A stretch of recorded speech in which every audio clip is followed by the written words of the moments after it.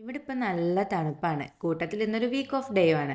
കുറച്ചധിക നേരം സുഖമായിട്ട് മൂടി പുതച്ച് കിടന്ന് ഉറങ്ങേണ്ടതിന് പകരം വെളിച്ചം വീഴുന്നതിന് മുന്നേ എഴുന്നേറ്റ് ഈ പുലർച്ചെ നേരത്ത് ഇന്റെ കെട്ടിയോൻ മീൻ പിടിക്കാൻ വേണ്ടി പോവാണ് കേട്ടോ. അപ്പോൾ കുറച്ച് നാളായിട്ട് മൂപ്പർക്ക് പിടിപെട്ടൊരു അസുഖമാണ് ഫിഷിങ്ങിനോടുള്ള ഈ വല്ലാത്തൊരു താല്പര്യം. പോണോര് പോയിക്കോട്ടെ, എനിക്ക് കുഴപ്പമില്ല. പക്ഷേങ്കിൽ റെഡി ആവണ കൂട്ടത്തിലുള്ള മൂപ്പരെ തട്ടും മുട്ടൊക്കെ കേട്ടിട്ട് ഇന്റെ ഉറക്കം കൂടി പോവാണേ. പിന്നെ ഏട്ടനെ യാത്രയാക്കി വീണ്ടും ഞാൻ കിടന്ന് മൂട്ടിൽ വെയിലടിക്കണവരെ സുഖമായിട്ട് കിടന്ന് കുറേ നേരം ഉറങ്ങിയിട്ടാണ് എഴുന്നേറ്റത്. എഴുന്നേറ്റ് ഫ്രഷായി സ്കിൻ കെയർ ഒക്കെ കഴിഞ്ഞ് പിന്നെ നേരെ അടുക്കളയിലേക്ക്. ഇന്ന് ലീവുള്ള ഒരു ദിവസമാണല്ലോ, അതുകൊണ്ട് രാവിലത്തേക്കും ഉച്ചക്കത്തേക്ക് സ്പെഷ്യലായിട്ട് എന്തെങ്കിലും ഉണ്ടാക്കാമെന്ന് വിചാരിച്ചു കേട്ടോ. അപ്പോൾ രാവിലത്തേക്ക് ഞാനിന്ന് ഗോതമ്പ് പൊടി കൊണ്ട് പെട്ടെന്ന് ഉണ്ടാക്കാൻ പറ്റുന്ന ഒരു പാലപ്പവും പിന്നെ അതിൻ്റെ കൂട്ടത്തിൽ മുട്ടക്കറിയാണ് ഉണ്ടാക്കിയത്, നമ്മുടെ ബുൾസൈ കറി. അങ്ങനെ ഇതൊക്കെ ഉണ്ടാക്കി ഏട്ട വരെ ഒന്ന് കാത്തിരുന്നപ്പോഴാണ് മൂപ്പര് വിളിച്ചിട്ട് പറയുന്നത് ഞാൻ പുറത്തുനിന്ന് ബ്രേക്ക്ഫാസ്റ്റ് കഴിച്ചു എന്ന്. ഇപ്പം എങ്ങനെ ഇരിക്കണം? പിന്നെ ഏട്ടൻ്റെ അടുത്ത് ദേഷ്യപ്പെടലായി, പരാതി പറച്ചിലായി. അങ്ങനെ ആ ബഹളമൊക്കെ കഴിഞ്ഞ് ഒന്ന് കൂളായതിനു ശേഷമാണ് ഞാൻ ബ്രേക്ക്ഫാസ്റ്റ് കഴിച്ചത്. അത് കഴിഞ്ഞ് വീണ്ടും അടുക്കളയിൽ കയറി ഉച്ചക്കത്തേക്ക് നിറച്ചിച്ചോറ് ഉണ്ടാക്കി. ഉച്ചയായപ്പോഴത്തേക്കും ഏട്ടൻ വന്നു. പിന്നെ ഞങ്ങൾ ഒരുമിച്ച് ഫുഡൊക്കെ കഴിച്ച് പിന്നെ മുഖത്തൊരു ഫേസ് പാക്ക് ഒക്കെ ഇട്ട് കുളിയൊക്കെ കഴിഞ്ഞ് വൈകുന്നേരം ആയപ്പോൾ ഞങ്ങളൊന്ന് പുറത്തേക്ക് ഇറങ്ങി.